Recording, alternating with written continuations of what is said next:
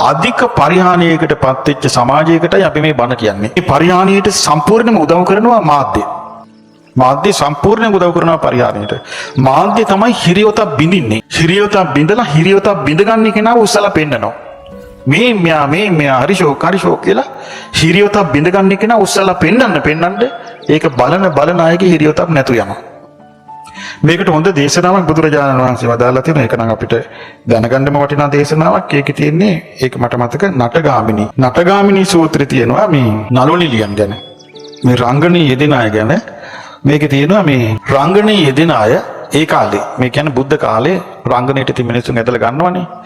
අර ගන්නකොට මේ කාලේ වගේ නෙමෙයි. ඒ රංගනී යෙදෙන අය ගැන බුදුරජාණන් වහන්සේට ඇවිල්ලා මේ නටගාමිනී කියනවා. භාග්‍යවතුන් වහන්සේ වේළුවනේ ඉන්නකොට කියන ස්වාමීනි අපි නළුවෝ අපිට මේ නාටක රංගනය උගන්වපු අය කිව්වේ මේ රංග මණ්ඩලේ රංගපාලා මිනිස්සුන්ව සතුටු කරාපන්.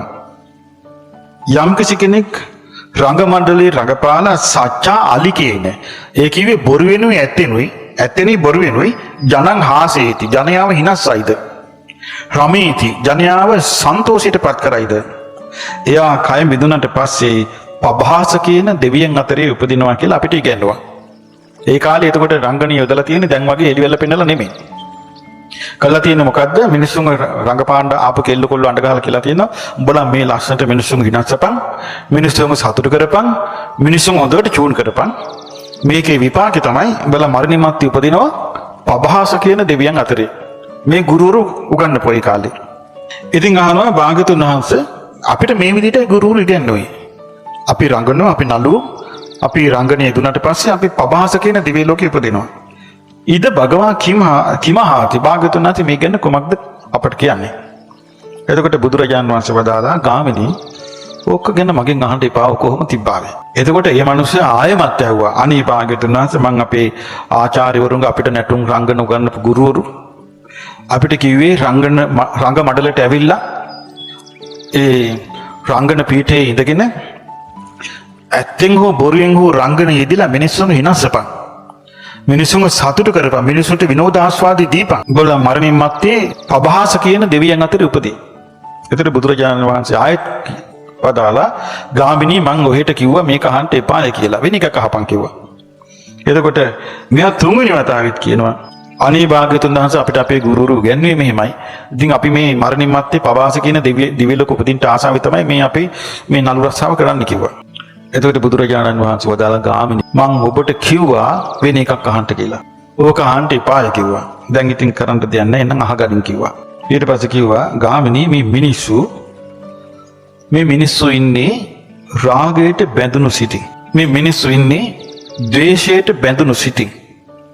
මිනිස්සු ඉන්නේ මෝහයට බැඳුණු සිටින්.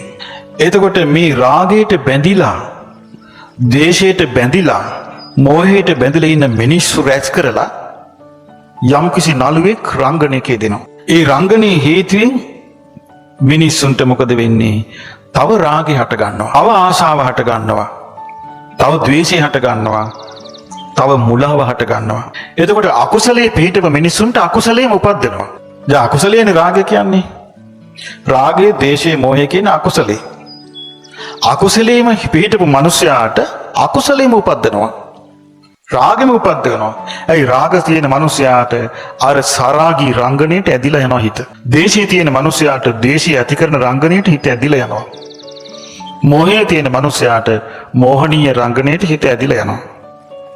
ගිහිල්ලා ඒකේ හිත බැඳෙනවා. එතකොට යම්කිසි නළුවෙකුට නම් ඒ නළුවා සරාගී රංගනයක යෙදෙනකොට ඒ නළුවාගේ කයට අන් අයගේ හිත බැඳෙනවා.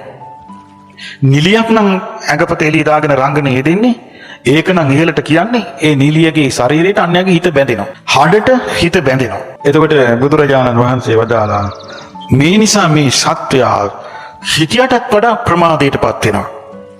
හොඳට බලන්න හිතලා දැන් ඒක නෙවෙයි අපි ඔය ටීවී මේ Facebook වලට මැබ් බැහැවෙන්න එපා කියන්නේ. වෙච්ච ගමන් පාඩම් කරන්න බැරුව යනවා. පාඩම් ඉගෙන ගන්න දරුවෙක් නම් පාඩමට හිත ආසාව නැතු වෙනවා. නැතෝ කියලා හොරෙන් අර බැඳිච්ච දේම බල ඉන්නවා. එලිවැලි රූප බල ඉන්නවා. එතකොට මේ රස්සාවල් කරන අය රස්සාව කරලා නිවා විවේකී ලැබුණාද ෆෝන් එක ගියා ආරක බලන්න පටන් ගන්නවා බල ඉන්නවා. ගෙදර ආවත් සමහර විට කන්නේ සීයෙන් නෙමෙයි කකා ආරක බල ඉන්නවා. මේ විදිහට මිනිස්යාට මොකද වෙන්නේ? රාගයෙන්ම බැඳුණු සිතින් වාසය කරන්න අර පුද්ගලයා උදව් කළා ඍජුවම. දේශේ ඇවුස්සුණු සිතින් වාසය කරන්න අර පුද්ගලයා ඍජුව උදව් කළා. ඥානියක් වේවා පිරිමික් වේවා. මෝහයට බැඳුණු සිතින් වාසය කරන්න උදව් කළා. බුදුරජාණන් වහන්සේ වදාලා සෝ අත්තනා පමත්තෝ නළුවා හෝ නිලිය හෝ ඉස්සෙල්ලාම කළා තියෙන්නේ තමා එයින් මත්වීමයි. තමා එයින් ප්‍රමාදයට පත්වීමයි. පරේ මදිත්වා පමාදිත්වා අන් අයව ප්‍රමාදයට පත් කිරීමයි. අන් අයව මත් කිරීමයි කළා තියෙන්නේ. දැන් බලන්න ඉතලා මේ කාලේ චූටි ළමයිගේ පස්ස නටවනවා. චූටි ජංගි අන්දලා. පුංචි කොල්ලෝ මේ චූටි දරුවෝ අවුරුදු 7-8 දරුවෝ මහා අය වගේ රංගනීය දෙන්නේ. ලව්සිංගේ දෙනවා. අම්මලා තාත්තලා අප්පු ටික කා ඒකට සතුටු වෙනවා. අම්මලත් රාග මඩගුහුරුවේ බැහැගෙන කිරිසප්පයන්වත් මඩගුහුරුවේ බස්සනවා. අද මේ වෙන දේ. ඒක තමයි දියුණුව. ඒක තමයි දියුණුව කියන්නේ. මේ වගේ විනාශයට පත් කරලා ඊට පස්සේ කුපාඩිකම් කරන්න පටන් ගත්තට පස්සේ ධර්මයට බයිනවා. බණ කීක හිටපන් ඕම් කරපු දෙය කියලා. ඊට පස්සේ ධර්මයට බයිනවා. බැලුවත් තවත් පව් කරගන්නවා. මහා ලෝකෙට බණ කියන රටේ මහා ලෝකෙට ධර්මයේ කියන රටේ ඔන්න වෙන දෙය කියලා ධර්මයට බයිනවා. කාලයක් තිස්සේ මාධ්‍යයෙන් මිනිසුන්ගේ අධ්‍යාත්මයේ වනසනවා. මුකුත් කියන්නේ මොකවත් කියන්නේ ඒකට. ඒකට දෙමව්පියෝයි හැමෝම එකතු වෙලා ඒකට අපොල සම්දිදී ඒක අනුමෝදන් වෙවි ඉන්නවා. කවුරු හරි මොන හරි මේ වලත් වැඩක් කරලා කරදරයක වැටුනොත් ඔන්න ධර්මයට බයිනවා. මහා ලෝකෙට බණ කියන රටේ මහා ලෝකෙට බණ කියලා ඔය කරගත්තේ කෝ බණේ ප්‍රතිඵල කියලා ධර්මයටත් ගරහනවා. ඔන්න රටේ ඇත්ත තත්ත්වය. ওই තත්ත්වයේ ඉඳලා ඊට පස්සේ ගිහිල්ලා කොහේ හරි වාඩි වෙලා මගපල් ලැබුවා කියලා තවත් අමාරු වැටෙනවා. ඉතින් බුදුරජාණන් වහන්සේ වදාලා සෝ අත්තනාමත්තෝ ඔහු තමන්ව මත් කරගෙන පවත්වෝ තමන්ව ප්‍රමාද කරගෙන පරේ මදිත්වා පමාදිත්වා අනුන්ව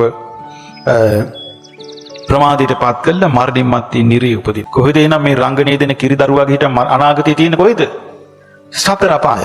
ඊළඟට තියෙනවා දැන් මේකේ කියනවා ඊළඟට ගාමිණීට කියනවා ඊළඟට තමුසලාට මේ වගේ මතයකුත් තියෙනවා දෘෂ්ටියක්. මොකද්ද? යම් කෙනෙක් රංගනයේ යෙදිලා වේදිකාවට ඇවිල්ලා ඇත්තෙන් හෝ බොරුවෙන් හෝ ජනයාව හිනස්සයිද? ජනයාව රමණය කරයිද?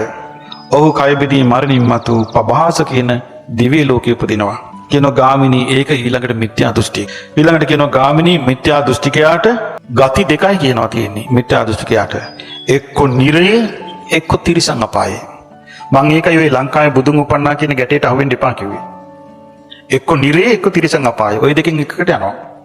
ඒ මත දරන අය. ඔය ලංකාවේ බුදුන් උපන්නා කියන මහාචාර්යවරු වෙන්න පුළුවන්. යන්නේ නිරේ එක්ක තිරිසන් අපායේ. අරය උගත්තු අර ඉංජිනේරු එක්ක ඒ නිසා මේ අපි කියන්න ඕනේ කියලා එහෙම එකක් නෑ මේකේ. මේකේ තියෙන බුදුරජාන් වහන්සේගේ වචනේ විතරයි.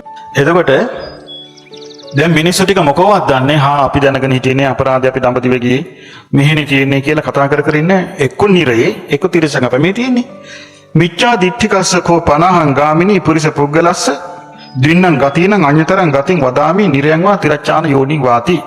ගාමිනී මිසදිටුවාට මරණින් මත්තේ උපත් දෙකයි තියෙන්නේ. එක්ක නිරයේ එහෙම නැත්නම් තිරසංග අපායේ. ඒ කාලේ නම් මේ නළුවට බේරෙන්න භාගතුන් වහන්සේ හිටියා. ඊට පස්සේ මේ නළුවා නළුකම අතෑරියා. හඬා වැටුණා. හඬා වැටිලා ඊටකොට හඬා වැටෙන එකට බුදුරජාණන් වහන්සේ වදාලා ඕකනේ මං කිව්වා ඔහෙට මේවා අහන්න එපා කියලා. ඊට පස්සේ කිව්වා අනේ ස්වාමීනි මට මේ නළුකම වැඩක් නැහැ කිව්වා. මට පැවිද්ද දෙන්න කිව්වා. කියලා ගිහි ජීවිතය අතෑරියා. අතෑරලා පැවිදි වුණා. පැවිදි වෙලා සැබෑවටම රහතන් වහන්සේ නමක් බවට පත් වුණා. ඒකෙන් දැන් වර්තමාන මිනිස්සු ධාතුන් වහන්සේලා වඳිනවනේ නිසක ධාතු. නිසක ධාතු කියලා වන්දනා කරනවා. නිසක ධාතු කියන සැක ධාතු තියෙනවා. ඒ වගේ මේකෙත් තියෙනවා මේ නිසක රහතුන්. එතකොට හැබෑවටම රහතුන් වෙච්චා. එතකොට දැන් බලන්න මේ තාලපුට භාගතුන් වහන්සේ ගාවට ආවේ නැත්තම් මේ නටගාමිනී භාගතුන් වහන්සේ ගාවට ආවේ නැත්තම් අර මතේ හිටන නිරේනේ යන්නේ. එතකොට බලන්න කොච්චරන මිනිස්සු මේ වගේ සතර අපා ගත වෙනවා ඇද්ද? නිරේ යනවා ඇද්ද? වර්තමානේ නම් යන්නේ නිරේ. ඒක පැහැදිලි.